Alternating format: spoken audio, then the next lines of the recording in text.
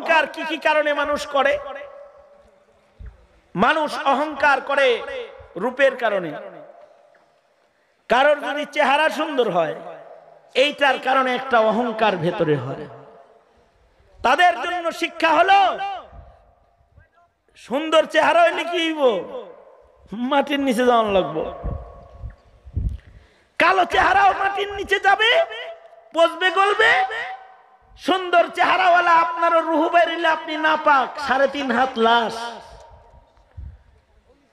অনেক সুন্দর মানুষ আছে, বন্ধুদের সাথে ভালো ব্যবহার করে না। কেন? তার চেহারার লাবণ্যতা ভালো, তার সৌন্দর্যের অহংকার, নিজেরে মনে করে যে কিং খান খান ভাব। বুঝেন না এই কথাটা? মানে একেবারে নায়ক নায়ক ভাব। কখনো কখনো মানুষ অহংকার করে, কখনো কখনো মানুষ রূপের কারণে অহংকার করে, কখনো কখনো মানুষ শিক্ষার কারণে অহংকার করে। রূপের কারণে অহংকার অনেক সময় ভাই ভাইয়ের ভিতরেও হয়। এক ভাই দেখতে একটু সুন্দর, আর একটা দেখতে একটু কালা, এই জন্য ও মনে করে ও ভালা না আমি ভালা। মনে করেন 3 বোন, এর ভেতরে কারোর রূপ সৌন্দর্য ভালো, যেটা সুন্দরী বেশি, এটা বাকি 2টারে মানুষই মনে করে না। তারপরে মনে করেন কোন বাড়িতে 3 ছেলে, এরকম হয় না? 3 ছেলে, 3 ছেলের 3টা বউ আনছে, সবগুলা তো আর এক সাইজের হইছে না, ঠিক না? হ্যাঁ হ্যাঁ কইছে, ভালো করে কইতে পারেন না। মনে করেন 3 ছেলে 3 বউ আনছে, এই 3 বউয়ের ভেতরে তো সব বউ একরকম না।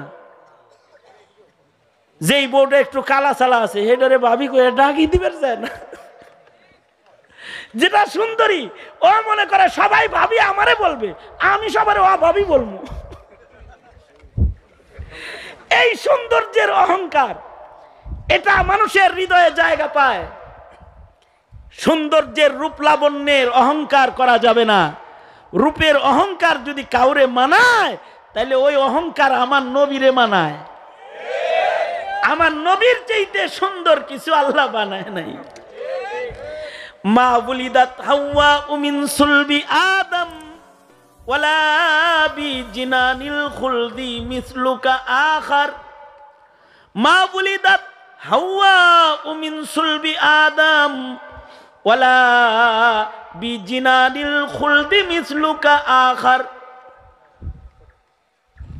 আল্লাহর রাসূল সাল্লাল্লাহু আলাইহি ওয়াসাল্লাম এত সুন্দর